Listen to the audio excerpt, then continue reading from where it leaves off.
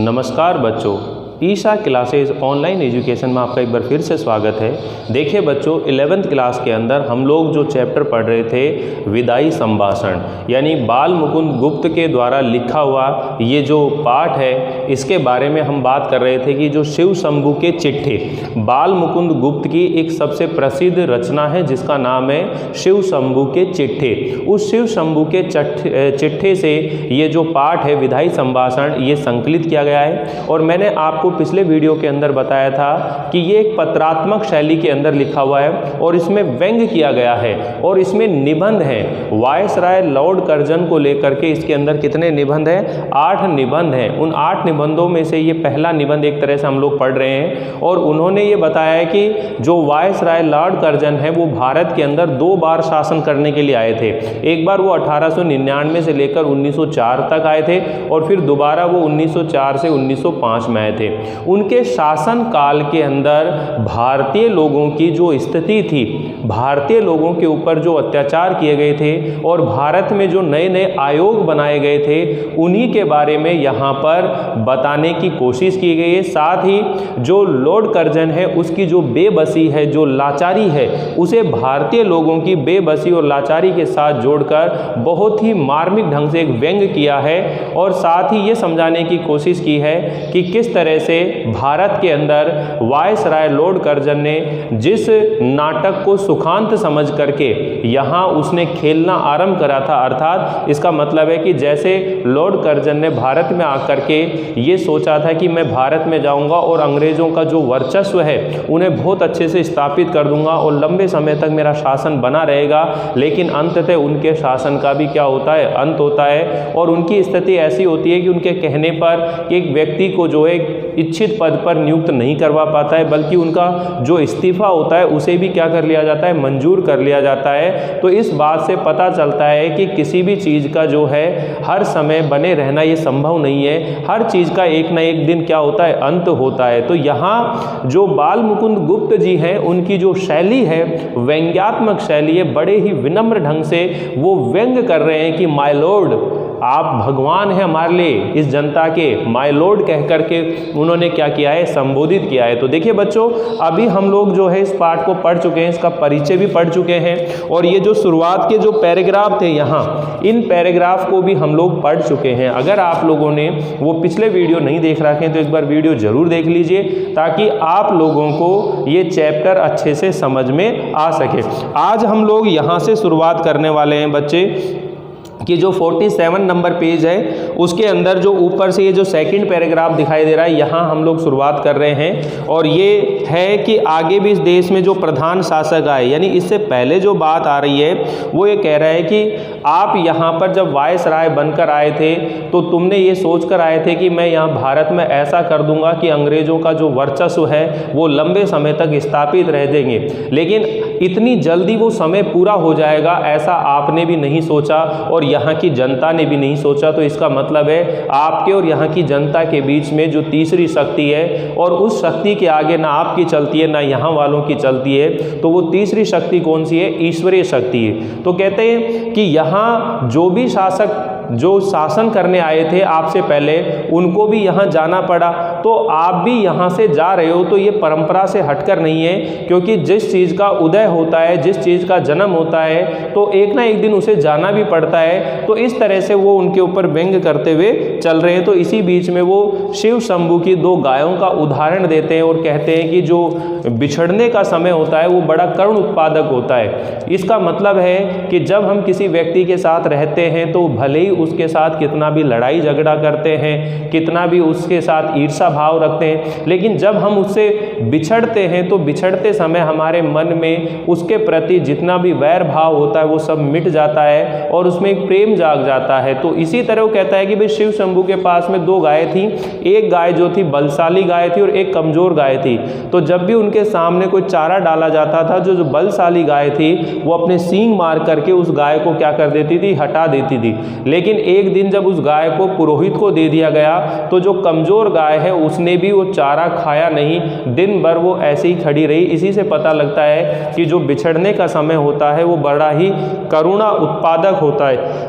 करुणा उत्पन्न करने वाला होता है। तो कहता है माय लॉर्ड के देश को देखने का सौभाग्य मुझ दीन ब्राह्मण को नहीं मिला, इससे मैं नहीं जानता कि वहाँ बिछड़ने पर कैसा महसूस होता है, लेकिन हमारे यहाँ तो मनुष्य ही नहीं पशु पक्षियों को भी बिछड़ते हुए दुखी होते हुए हमने देखा है। तो ये सब चीज़ें हम लोगों ने पढ़ ली है पिछले उस पैराग्राफ में, जो लेसन आपने पढ़ा था यानी कि जो वीडियो देखा था उसके अंदर आप लोगों को बता दी। अब ध्यान दीजिए बच्चों कि बिछड़ते समय दशा होती है, वहाँ मनुष्यों की कैसी दशा हो सकती है इसका अंदाज़ा लगाना ही कठिन नहीं है। मतलब यहाँ शिव शंभू की गायों का वो उदाहरण दे रहा है। आगे देखिए, आगे भी इस देश में जो प्रधान शासक आए यानी कि जो मुख्य शासक आए, अंत में उनको भी जाना पड़ा। इससे आपका जो जाना है वो भी परंपरा की चाल से कुछ अलग नहीं है, फिर भी आपके शासन काल का नाटक घोर दुखांत है। यानी कि ये पैराग्राफ भी हम लोग पिछले उस वीडियो में डिस्कस कर चुके हैं, लेकिन मैं एक बार शुरुआत कर रहा हूँ आपके यहाँ पर कि आपके शासन काल का जो नाटक है वो इतना दुखकारी हुआ है। और अधिक आश्चर्य की बात यह है कि दर्शक तो क्या, जो स्वयं सूत्रधार थे वो भी नहीं जानता था कि उसने जो खेल सुखांत सुखकारी समझ करके खेलना आरंभ किया था वह दुखांत हो जाएगा। जिसके आदि में सुख था, जिसके प्रारंभ में सुख वैभव था, मध्य में सीमा से बाहर सुख था, उसका अंत ऐसे घोर दुख के साथ कैसे हुआ। हाँ, घमंडी खिलाड़ी समझता है कि दूसरों को अपनी लीला दिखाता हूँ, किंतु पर्दे के पीछे एक और ही लीला में की लीला हो रही है, ये उसे खबर नहीं है। इस बार बम्बई में उतरकर माय लॉर्ड, ठीक है, उस समय जो नाम था बच्चों बम्बई था, लेकिन आज बम्बई को हम क्या बोलते हैं, मुंबई बोलते हैं। क्या बोलते हैं, मुंबई बोलते हैं। तो इस बार आप बम्बई में उतरकर माय लॉर्ड, आपने जो इरादे जाहिर किए थे जरा देखिए तो उनमें से कौन कौन से पूरे हुए हैं। कि आपकी बार जब आप बम्बई में आए थे तो आपने बम्बई में उतर के जो अपने इरादे जाहिर किए थे कि आपने सोचा था कि अब मैं भारत में ऐसा कुछ कर जाऊंगा कि जिससे आने वाले जितने भी अंग्रेज अधिकारी उनको कई वर्षों तक कुछ करना नहीं पड़ेगा। तो वो कहता है माय लॉर्ड जरा सोचकर तो देखिए उनमें से कौन कौन से काम आपने पूरे किए हैं। आपने कहा था कि यहाँ से जाते समय भारतवर्ष को ऐसा कर जाऊंगा कि मेरे बाद आने वाले जो बड़े लाट हैं, बड़े साहब जो हैं, उनको वर्षों तक कुछ न करना पड़ेगा। वे कितने ही वर्षों सुख की नींद सोते रहेंगे, किंतु बात उल्टी हुई। आपको स्वयं इस बार बेचैनी उठानी पड़ी और इस देश में जैसी अशांति आप फैला रहे हैं उसके मिटाने में आपके पद पर आने वालों को न जाने कब तक नींद और भूख हराम करना पड़ेगा। इस बार आपने अपना बिस्तरा गर्म राख पर रखा है और भारतवासियों को गर्म तवे पर पानी की बूंदों की भांति नचाया है। कहने का मतलब है कि आप जब इस बार बम्बई में उतरे थे तो आपने अपने इरादे जाहिर कर दिए थे कि मैं भारतवर्ष को ऐसा बना दूंगा कि आने वाले जितने भी लाट साहब होंगे, जितने भी वायसराय होंगे, उन्हें कुछ भी नहीं करना पड़ेगा, उसे सुख नींद की चैन से आराम से सोएंगे। किंतु इसके उलट हो गया। आपने भारत के अंदर इतनी अशांति फैला दी है, भारत के अंदर लोगों को इतना विचलित कर दिया है कि इस बार जो है आप खुद को भी बेचैनी उठानी पड़ी है। आपने इतना कुछ यहाँ पर ऐसा अशांति फैला दी है जिसके कारण से आने वाले जो और अधिकारी होंगे उनको न जाने कितनी भूख नींद अपनी हराम करनी पड़ेगी। तो ये चीज़ कह रहे हैं कि इस बार आपने अपना जो बिस्तरा है वो गर्म राख पर रखा है और भारतवासियों को गर्म तवे पर आप नचा रहे हो। जैसे गर्म तवे पर पानी की बूंद डालते हैं तो वो झरझर झर ऐसे करती है। हर समय भारतवासियों को आपने यातनाएं दी हैं, सताया है। यहाँ आकर आपने नए नए आयोग आपने स्थापित कर दिए। प्रेस की जो स्वतंत्रता है उसको आपने जो है प्रतिबंध कर दिया, उसकी आज़ादी पर रोक लगा दिया आपने। ठीक है, आप स्वयं भी खुश ना हो सके और यहाँ की प्रजा को सुखी न होने दिया। इसका लोगों के चित्त पर बड़ा ही दुख है कि आपने अपने कामों से यहाँ के लोगों को भी सुखी नहीं रहने दिया और ना खुद सुखी रह पाए। इसलिए यहाँ के लोगों के मन में इस बात का बड़ा दुख है। तो कहता है विचार ये तो क्या शान आपकी इस देश में थी। जरा आप सोचकर तो देखिए कि जब आप इस देश में आए थे आपकी शान क्या थी, क्या शान थी आपकी, और अब क्या हो गई है। जब आए थे तब क्या शान थी और अब कैसी आपकी स्थिति हो गई है। कितने ऊंचे होकर आप कितने नीचे गिरे हो। अलिफ लैला के अलाउद्दीन के चिराग रगड़कर और अबुल हसन के बगदाद के खलीफा की गद्दी पर आंख खोलकर वो शान ना देखी जो दिल्ली दरबार में आपने देखी है। तो ध्यान दीजिएगा, ये उदाहरण दे रखा है कि भारतवर्ष में आने के बाद में जो शान शौकत वैभव धन आपने प्राप्त करा, जो मान सम्मान प्राप्त करा, वो मान सम्मान तो अलिफ लैला का जो अलाउद्दीन है उसने चिराग रगड़ करके और जो जिन निकालते हैं उसने भी ऐसा जो सुख वैभव नहीं भोगा होगा। और जो अबुल हसन है वो बगदाद के खलीफा थे, तो अबुल हसन ने भी बगदाद के जो खलीफा थे उसकी गद्दी पर आंख खोलकर वह शान ना देखी जो दिल्ली दरबार में आपने देखी है। आपकी और आपकी लेडी की कुर्सी सोने की थी। अंडरलाइन कर लेना कि जब वायसराय लॉर्ड कर्जन भारत में आए थे तो उनको भारत में कैसा मान सम्मान प्राप्त था, इसी स्थिति बता रहे हैं यहाँ पर कि आपकी और आपकी लेडी यानी कि आपकी जो वाइफ है उसकी कुर्सी सोने की थी। आपके प्रभु महाराज के छोटे भाई और उनकी पत्नी की चांदी की, यानी कि यहाँ पर जो हमारे प्रभु थे, महाराज थे, और उनका जो छोटा भाई था उनकी पत्नी थी उनकी चांदी की। आप दाहिने थे वो बाहें, आप प्रथम थे वो दूसरे। इस देश के सब रईसों ने आपको सलाम पहले किया और बादशाह के भाई को पीछे यानी कि बाद में। जुलूस में आपका हाथी जो है सबसे आगे और सबसे ऊंचा था। होदा, चंवर, छत्र आदि सबसे बढ़ चढ़कर थे। अब ये होदा क्या रहता है? हाथी के ऊपर बैठने का जो स्थान होता है, एक लकड़ी के चौकोर सा बना लेता है, जैसा आपने कई फिल्मों के अंदर हाथियों के ऊपर देखा होगा, तो वो होदा कहलाता है बच्चों। होदा, चंवर, छत्र आदि सबसे बढ़ चढ़कर थे। सारांश में ये कह सकते हैं कि ईश्वर और महाराज एडवर्ड के बाद इस देश में आप ही का दर्जा था। भगवान और महाराज एडवर्ड, ठीक है, ये इंग्लैंड के राजा थे। महाराज एडवर्ड के बाद इस देश में आप ही का एक दर्जा था। किंतु अब देखते हैं जंगी लाट के मुकाबले, यानी कि जंगी लाट का मतलब क्या है? जंग का मतलब युद्ध होता है, लाट मतलब साहब होता है। युद्ध के जो साहब हैं, लाट के मुकाबले में आपने पटखनी खाई है। सिर के बल नीचे आ रहे हैं। आपके स्वदेश में ही वहीं ऊंचे माने गए, यानी कि आपके खुद के देश में भी जो जंग लड़ने वाले, युद्ध लड़ने वाले जो लोग थे वही ऊंचे माने गए। आपको साफ नीचा देखना पड़ा। पद त्याग की धमकी से भी ऊंचे ना हो सके। आपने इस्तीफा देने की जो धमकी दी थी उससे भी आप ऊंचे ना हो सके। कहने का मतलब है कि आप भारत के अंदर भी अपमानित हुए और अपने देश के अंदर भी अपमानित हुए।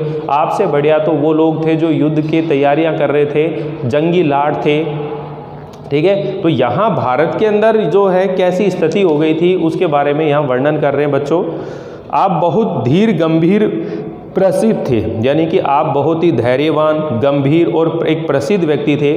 उस सारी धीरता गंभीरता का आपने इस बार काउंसिल में बेकानूनी कानून पास करके और कन्वोकेशन वक्तृता देते समय दिवाला निकाल दिया। कि आपने इस समय, आप बहुत ही ज़्यादा धैर्यवान थे, बहुत ज़्यादा गंभीर थे, लेकिन आपने अपनी सारी धैर्यता और गंभीरता का आपने इस बार काउंसिल मतलब परिषद में जो बेकानूनी, यानी कि ऐसा कानून जो नहीं बनना चाहिए था, आपने बेकानूनी कानून पास करते हुए और कन्वोकेशन वक्तृता देते समय दिवाला निकाल दिया। कहने का मतलब है प्रेस की स्वतंत्रता पर क्या लगा दिया गया? प्रतिबंध लगा दिया गया। तो आपने एक ऐसा कानून बना दिया। ये दिवाला तो इस देश में हुआ, ये दिवाला तो इस देश में हुआ। उधर विलायत में भी आपके बार बार इस्तीफा देने की धमकी ने प्रकाश कर दिया कि जड़ हिल गई। अंत में वहाँ भी आपको क्या होना पड़ा? दिवालिया होना पड़ा। कहने का मतलब है दिवालिया उस व्यक्ति को कहते हैं जो हर तरह से क्या हो गया हो? बर्बाद हो गया हो, और उसने अपनी सारी संपत्ति सब कुछ, मतलब उसके ऊपर कुछ है ही नहीं। तो भारत देश के अंदर भी दुर्दशा तेरी सही नहीं थी, बहुत बुरी स्थिति होगी, और विदेश के अंदर भी जहाँ तेरा खुद का देश था वहाँ पर भी स्थिति खराब हो गई। तो यहाँ कह रहे हैं देनी पड़ी। यहाँ देखिए इस्तीफा बार बार क्या धमकी देता था इस्तीफा देने की, तो इस्तीफा देने की जो धमकी थी उसके कारण से क्या हो गया? जड़ें हिल गई वहाँ पर हुकूमत, और इसका इस्तीफा जो है अंततः क्या हो गया? स्वीकार कर लिया एक तरह से। देखिए क्या कह रहे हैं, अंत में वहाँ भी आपको दिवालिया होना पड़ा और धीरता गंभीरता के साथ दृढ़ता को भी तिलांजलि देनी पड़ी। इस देश के हाकिम आपकी ताल पर नाचते थे, यानी कि इस देश के जो बड़े बड़े अधिकारी थे, अफसर थे, वो आपके एक ताल पर क्या होते थे? नाचते थे, आपकी हर बात को मानते थे। राजा महाराजा डोरी हिलाने से आपके सामने हाथ बांधे क्या हो जाते थे, हाजिर हो जाते थे। आपके एक इशारे में क्या होती थी, प्रलय होती थी। ये क्या हो रहा है बच्चों, भारत के अंदर वायसराय लॉर्ड कर्जन का जो मान सम्मान था, जो उसका रुतबा था, ठीक है, उस चीज़ का यहाँ पर वर्णन हो रहा है कि जब भारत में रहते थे तो बड़े बड़े हाकिम जो है आपके सामने खड़े रहते थे, आपके एक इशारे पर प्रलय होती थी। यहाँ के राजा महाराजा डोरी बांधे हिलाने से सामने हाथ बांधे खड़े होते थे। कितने ही राजाओं को आपने मट्टी के खिलौने की भांति तोड़ मोड़ फोड़ डाला, मतलब कितने ही राजा महाराजा थे जिनको मिट्टी के खिलौने की तरह तोड़ मोड़ डाला, मतलब अपने हुकूमत से, अपने वैभव से तुमने उनको अपने सामने झुका लिया। ठीक है, तो अंग्रेज़ों का वर्चस्व जो है धीरे धीरे बढ़ रहा था, तो उसी चीज़ का यहाँ पर वर्णन है। कितने ही मट्टी काट के खिलौने आपकी कृपा के जादू से बड़े बड़े पद अधिकारी बन गए थे, कि आपने जिसके ऊपर अपना आशीर्वाद की हाथ छोड़ दिया तो वो बड़े बड़े अधिकारी बन गए थे। आपके इस इशारे में इस देश की शिक्षा पायमाल हो गई, यानी कि आपके इस इशारे में इस देश की जो शिक्षा है वो जो है एक तरह से कमज़ोर हो गई। एक तरह से देखा जाए तो स्वाधीनता बिल्कुल उड़ गई है, उजड़ हो गई है। बंग देश के सिर पर आरह रखा है, यानी कि बंगाल देश के सिर पर आरा रखा है, मतलब आरे से क्या होता है, काटते ना, तो आपने बंग देश के सिर पर आरा रखा है। कहने का मतलब है कि वायसरॉय लॉर्ड कर्जन ने जो बंगाल विभाजन करने का जो प्रस्ताव लेकर आए थे और उन्होंने बंगाल विभाजन किया भी है। ठीक है, तो उसी चीज़ का वर्णन आ रहा है कि बंग देश के सिर पर आरे रखा है। आहा, इतने बड़े मायलॉर्ड का यह दर्जा हुआ कि एक फौजी अफसर उनके इच्छित पद पर नियत न हो सका, पर उनको उसी गुस्से के मारे इस्तीफा दाखिल करना पड़ा और वह भी क्या हो गया, मंजूर हो गया। कहने का मतलब है कि जो वायसरॉय लॉर्ड कर्जन है वो एक फौजी व्यक्ति को, यानी कि एक फौजी अफसर को अपने इच्छित पद पर नियुक्त करवाना चाहते थे, लेकिन इनकी बात नहीं मानी गई, तो इन्होंने क्या दिया, इस्तीफा देने की धमकी दी। और इस्तीफा जब इन्होंने दिया तो इनके इस्तीफे को तत्काल क्या कर लिया, स्वीकार कर लिया गया। उनका रखाया एक आदमी नौकर ना रख सका, उल्टा उन्हीं को निकल जाने का क्या मिल गया, हुक्म मिल गया। जिस प्रकार आपका बहुत ऊंचे चढ़ करके गिरना यहाँ के निवासियों को दुखित कर रहा है और गिरकर पड़े रहना उससे भी अधिक दुखित कर रहा है।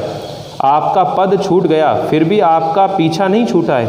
एक अदना क्लर्क, एक छोटा सा जो क्लर्क होता है जिसे नौकरी छोड़ने के लिए 1 महीने का नोटिस मिल गया हो और नोटिस की अवधि को वो बड़ी घृणा से काटता है। आपको इस समय अपने पद पर रहना कहाँ तक पसंद है ये आप ही जानते होंगे।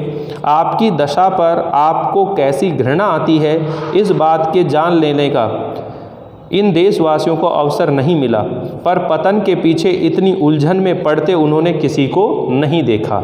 माय लॉर्ड, एक बार अपने कामों की ओर ध्यान तो दीजिए, कि एक बार आप अपने काम की ओर ध्यान तो देकर देखिए कि भारत के अंदर आपने क्या क्या काम किए, आप किस काम के लिए भारत में आए थे और क्या करके जा रहे हैं। शासक प्रजा के प्रति कुछ तो कर्तव्य होता है, यानी कि जो शासन करने वाला व्यक्ति होता है उसका प्रजा के प्रति कुछ तो कर्तव्य होता है, ये बात तो आप निश्चित मानते ही होंगे। सो कृपा करके बतलाइए, क्या कर्तव्य आप इस देश की प्रजा के साथ पालन करके गए हैं? क्या आंख बंद करके मन माने हुक्म चलाना और किसी की कुछ न सुनने का नाम ही शासन है? क्या प्रजा की बात पर कभी कान न देना और उसको दबाकर उसकी मर्जी के विरुद्ध जिद से सब काम किए चले जाना ही शासन कहलाता है? एक काम तो ऐसा बतलाइए जिसमें आपकी जिद छोड़कर प्रजा की बात पर ध्यान दिया गया हो। अब ये बता रहा है, देखो केसर जार, जो केसर है वो जो रोमन का तानाशाह था बच्चों। केसर जो शब्द आ रहा है आप इसके नीचे भी देख सकते हो, रोमन का जो है तानाशाह था, जूलियस सीजर के नाम से बना शब्द। जो तानाशाह जर्मन शासकों 1962 से और 1876 तक के लिए प्रयोग में किया जाता था, ये 962 से लेकर के। तो आप ये कह सकते हैं केसर जो रोमन का तानाशाह था, जार जो है ये भी जूलियस सीजर से बना शब्द है, जो विशेष रूप से रूस के तानाशाह शासकों के लिए प्रयुक्त होता था। ठीक है, रूस में जो तानाशाह थे उनको जार कहते थे, रोमन में जो तानाशाह थे उनको केसर कहते थे, ऐसे आप समझ सकते हो। और एक आता है नादिर शाह। ये जो नादिर शाह है ये ईरान के शाह रहे हैं और अपने तानाशाही स्वरूप के कारण इन्हें नेपोलियन ऑफ पर्सिया के नाम से भी जानते हैं। पानीपत के तीसरे युद्ध में अहमद शाह अब्दाली को नादिर शाह ने ही आक्रमण के लिए भेजा था। अहमद शाह अब्दाली को नादिर शाह ने ही क्या करा था, उसको आक्रमण के लिए भेजा था। तो ये उन शासकों के नाम आ रहे हैं कि ये भी इतने कट्टर लोग थे, ये भी इतने तानाशाह लोग थे, लेकिन इनको भी जब प्रजा कभी घेरती थी और अपनी बातें कहती थी तो ये उनकी बात को मान लेते थे। लेकिन आपने my Lord viceroy Lord Curzon, आप इस भारत में आकर कभी भी प्रजा की बातों पर आपने ध्यान नहीं दिया, उनकी बातें कभी नहीं सुनी। तो कह रहे हैं कि केवल मन माने तरीके से हुक्म चलाना, अपनी मन मर्जी के कानून पास करना, यही कोई आपका शासन नहीं कहलाता है। शासक और प्रजा के बीच में कोई ना कोई क्या होता है, कर्तव्य होता है। तो जरा मुझे ये तो बताइए कि आपने यहाँ की प्रजा के लिए क्या कर्तव्य निभाए हैं, क्या आपने एक शासक का क्या धर्म निभाया है क्या?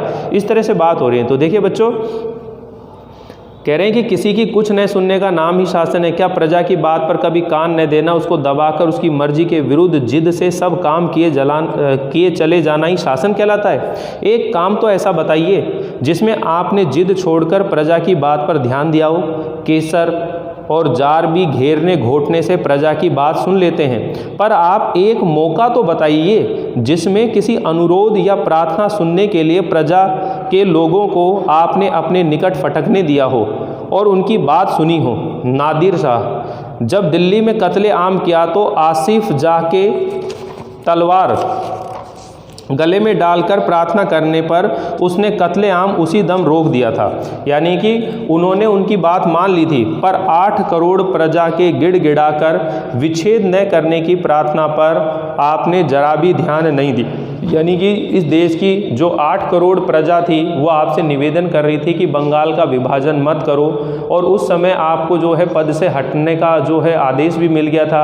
आप चाहते तो बंगाल के विभाजन को रोक सकते थे, लेकिन आपने एक नहीं मानी और अपनी जिद के कारण आपने उस बंगाल का विभाजन क्या कर दिया। तो कह रहे हैं कि 8 करोड़ प्रजा के गिड़गिड़ाकर विच्छेद न करने की प्रार्थना पर आपने जरा भी ध्यान नहीं दिया।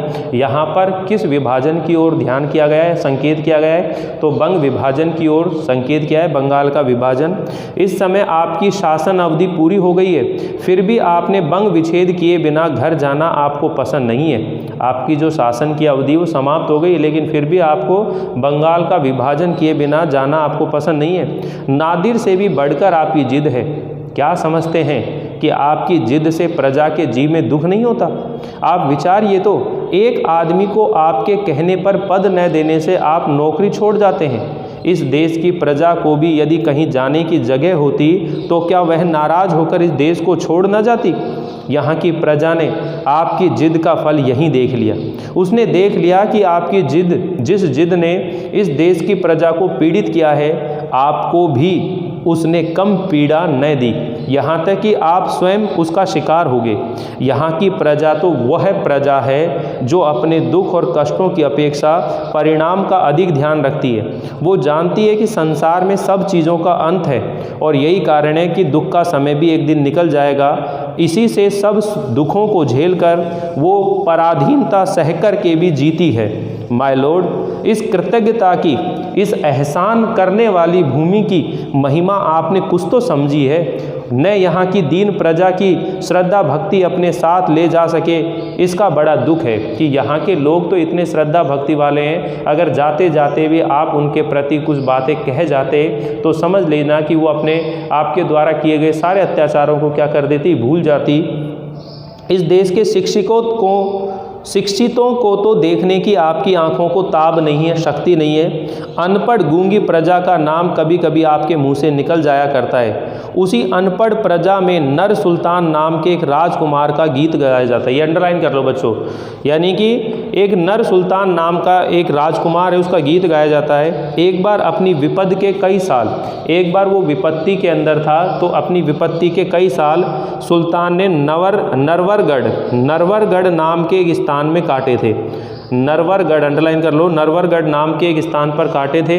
वहाँ चौकीदारी से लेकर उसे एक ऊंचे पद तक काम करना पड़ा था। लेकिन जिस दिन घोड़े पर सवार होकर वह उस नगर से विदा हुआ, नगर द्वार से बाहर आकर उस नगर को जिस रीति से उसने अभिवादन किया, वो सुनिए। उसने क्या कहा? उसने अपनी आंखों में आंसू भरकर कहा, प्यारे नरवरगढ़, मेरा प्रणाम ले।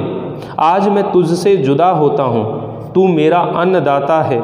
अपनी विपत्ति के दिन मैंने तुझ में काटे हैं, तेरे ऋण का बदला मैं गरीब सिपाही नहीं दे सकता। भाई नरवरगढ़, यदि मैंने जानबूझकर एक दिन भी अपनी सेवा में चूक की हो या यहाँ की प्रजा की शुभ चिंता न की हो, यहाँ की स्त्रियों को माता और बहन की दृष्टि से न देखा हो, तो मेरा प्रणाम न ले, नहीं तो प्रसन्न होकर एक बार मेरा प्रणाम ले और मुझे जाने की आज्ञा दे। माय लॉर्ड, जिस प्रजा में ऐसे राजकुमार का गीत गाया जाता है, उसके देश से क्या आप भी चलते समय कुछ संभाषण करेंगे? मतलब आप जाते समय यहाँ के लोगों से कुछ बातचीत करेंगे? क्या आप कह सकेंगे कि हे अभागे भारत, मैंने तुझसे सब प्रकार का लाभ उठाया और तेरी बदौलत वो शान देखी जो इस जीवन में मेरे लिए असंभव है। तूने मेरा कुछ नहीं बिगाड़ा, पर मैंने तेरे बिगाड़ने में कुछ कमी न की। संसार के सबसे पुराने देश, जब तक मेरे हाथ में शक्ति थी, तेरी भलाई की इच्छा मेरे जी में नहीं थी। अब कुछ शक्ति नहीं है जो तेरे लिए कुछ कर सकूं, पर आशीर्वाद देता हूं कि तू फिर उठे और अपने प्राचीन गौरव और यश को फिर से प्राप्त करे। मेरे बाद आने वाले तेरे गौरव को समझे। आप कर सकते हैं और ये देश आपकी पिछली सब बातें भूल सकता है, पर इतनी जो उदारता है, इतनी जो दयालुता है, वो माय लॉर्ड में कहाँ? ऐसी उदारता, ऐसी जो दयालुता है, वो माय लॉर्ड में कैसे आ सकती है? तो देखिए बच्चों, यहाँ जो भी बात आपसे की गई है, तो वो वायसराय लॉर्ड कर्जन के बारे में की गई थी। इसमें जो जो घटनाएं आ रही हैं, एक तो आप ये जो सुल्तान का नाम आया है, ठीक है, नर सुल्तान नाम का एक राजकुमार था, नरवरगढ़ के किले के अंदर जो है अपनी विपत्ति के कई वर्ष उसने वहाँ बिताए थे। लेकिन जब वो जाने लगा तो उस नरवरगढ़ दुर्ग को जिस विधि से वो प्रणाम करता है, यहाँ के लोगों कि यहाँ के प्रजा के बारे में जो बातें करता है, उससे के कारण से यहाँ के जितने भी लोग हैं उस नर सुल्तान के गीत, उसकी महिमा का गुणगान आज भी वो करते हैं। तो वो कहते हैं कि माय लॉर्ड, आप भी चाहते तो ऐसा कुछ करके जा सकते थे, क्योंकि यहाँ की प्रजा जो है आपकी सब बातों को भूल सकती थी, आपकी सब चीज़ों को जो है यहाँ छोड़ सकती थी, लेकिन आपने ऐसा नहीं किया। इतनी दयालुता जो है आपके अंदर नहीं है कि जो आप ऐसा कर पाते। तो देखिए बच्चों, अभी हम लोग ये जो 4 चैप्टर बिल्कुल कंप्लीट कर चुके हैं। अब इसके अंदर क्या है, क्वेश्चन आंसर दिए हुए हैं। आप चाहेंगे तो ये क्वेश्चन आंसर बहुत आसानी से आप लोग कर सकते हैं। वैसे मैं PDF रूप में भी आपको ये क्वेश्चन आंसर प्रोवाइड करवा ही रहा हूँ, आप लोग वहाँ से भी कर सकते हैं। तो देखिए, शिव शंभू की 2 गायों की कहानी के माध्यम से लेखक क्या कहना चाहता है? तो शिव शंभू की जो 2 गायें हैं, उनकी कहानी के माध्यम से लेखक क्या बताना चाह रहा है? ध्यान सुनिए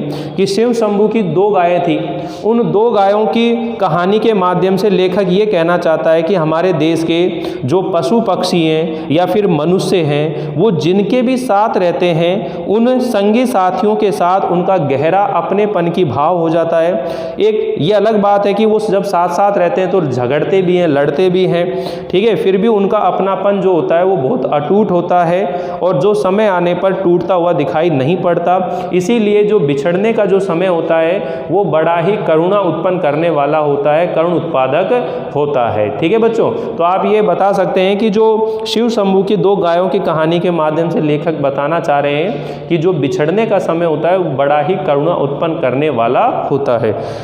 8 करोड़ प्रजा के गिड़गिड़ाकर विच्छेद न करने की प्रार्थना पर आपने जरा भी ध्यान नहीं दिया।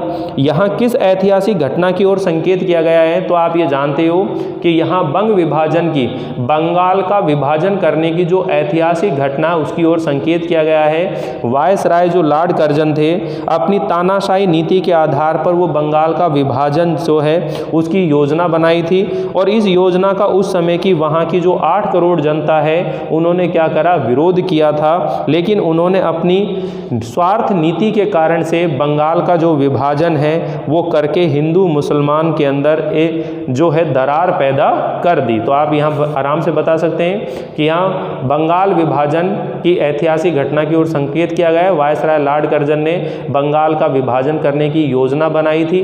ठीक है, और जो है उनकी जो स्वार्थ नीति है उसके कारण उन्होंने बंगाल का विभाजन करना चाहा, लेकिन यहाँ की जनता जो है उन्होंने 8 करोड़ जो जनता थी वो उनसे हाथ जोड़कर प्रार्थना कर रही थी कि बंगाल का विभाजन ना करें, लेकिन उन्होंने उनकी बात नहीं मानी और बंगाल का विभाजन करके हिंदू मुसलमानों के बीच में जो आपसी सद्भावना थी उसको समाप्त कर दिया, एक तरह से वैर भावना उत्पन्न कर दी।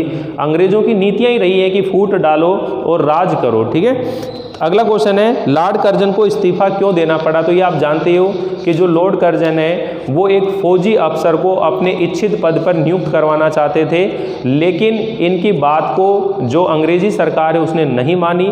इस बात से क्रोधित होकर के जो वायसराय लॉर्ड कर्जन है उन्होंने इस्तीफा दिया और उनके इस्तीफे को तत्काल क्या कर लिया, स्वीकार कर लिया, उनको निकल जाने का आदेश मिल गया। तो इस तरह से ध्यान देखिए बच्चों कि आप लोग यहाँ कितनी आसानी से इनके क्वेश्चन आंसर जो है याद हो सकते हैं आप लोगों को। हिंदी के अंदर केवल आपको घटनाएं, किस्से, कहानियाँ, पात्र जो हैं समझ में आने चाहिए। उसके बाद आप अपनी इच्छा से कैसे भी लैंग्वेज बनाकर उसे लिख सकते हो, कोई फिक्स नहीं है, जैसा मैं बता रहा हूँ वैसा ही आप लिखें, अपनी तरीके से लिख सकते हो इस चीज़ को। आगे देखिए बच्चों, विचारिए तो क्या शान आपकी इस देश में थी और अब क्या हो गई है, कितने ऊंचे होकर आप कितने नीचे गिरे, इसका आशय स्पष्ट कीजिए। यानी कि लेखक जो है लॉर्ड कर्जन को उसकी स्थिति से परिचित करवाते हुए कहता है कि एक समय था जब लॉर्ड कर्जन को भारत में अत्यधिक मान सम्मान प्राप्त था। दिल्ली दरबार में उनकी जो कुर्सी थी वो सोने की थी, उसका हाथी सबसे ऊंचा और जुलूस में सबसे आगे चलता था। उसके एक संकेत पर इस देश के जो बड़े बड़े जो धनवान लोग हैं और बड़े बड़े राजा महाराजा उनके सामने हाथ जोड़कर खड़े रहते थे। उनके एक इशारे पर बड़े बड़े राजा महाराजा मिट्टी में मिला दिए जाते थे और जो अयोग्य व्यक्ति थे उनको उठा करके और ऊंचे ऊंचे पदों पर बैठा दिया जाता था। कहाँ तो उनकी इतनी आन बान शान थी, लेकिन अब उनकी ऐसी स्थिति हो गई कि उनके कहने पर एक फौजी अफसर को उनके इच्छित पद पर नियुक्त नहीं किया गया, बल्कि उनका इस्तीफा, खुद का जो इस्तीफा था उसे ही क्या कर लिया गया, मंजूर कर लिया गया। तो इतने ऊंचे होकर इतने नीचे गिरे वो। एक समय था जब भारत के अंदर उनकी कितनी शान और शौकत थी, मान सम्मान था, और अब कैसी स्थिति हो गई है। आपके और यहाँ के निवासियों के बीच में कोई तीसरी शक्ति और भी है। यहाँ तीसरी शक्ति किसे कहा गया है, तो यहाँ पर जो ईश्वर को तीसरी शक्ति कहा गया है, जो सबसे ज़्यादा शक्तिमान है, सर्वव्यापी है, संसार के समस्त कार्य व्यवहार ईश्वर की इच्छा के अनुसार ही संचालित होते हैं। और इसी आधार पर लेखक ने उसके प्रति अपनी श्रद्धा और विश्वास व्यक्त करते हुए कहा है कि न तो लॉर्ड कर्जन की शक्ति सर्वोपरि है और ना ही भारतीय जनता की इच्छा, इन दोनों के ऊपर है ईश्वर की शक्ति। तो देखिए बच्चों, यहाँ इन क्वेश्चन आंसर को जो है आप लोग आसानी से कर सकते हैं। पूरा चैप्टर आपको ढंग से समझ में आ गया। यहाँ अब 4 चैप्टर जो है हमारे कंप्लीट हो चुके हैं बच्चों। अब नेक्स्ट वीडियो के अंदर हम लोग जो पांचवा जो चैप्टर है उनके बारे में हम लोग क्या करेंगे, चर्चा करेंगे। आप लोगों को ये वीडियो कैसा लगा मुझे ज़रूर बताइएगा, लाइक कीजिएगा, और अगर आप चैनल पर पहली बार है तो उसे सब्सक्राइब जरूर कीजिएगा। मिलेंगे अगली बार एक नए लेक्चर के साथ, तब तक के लिए थैंक यू, बाय बाय।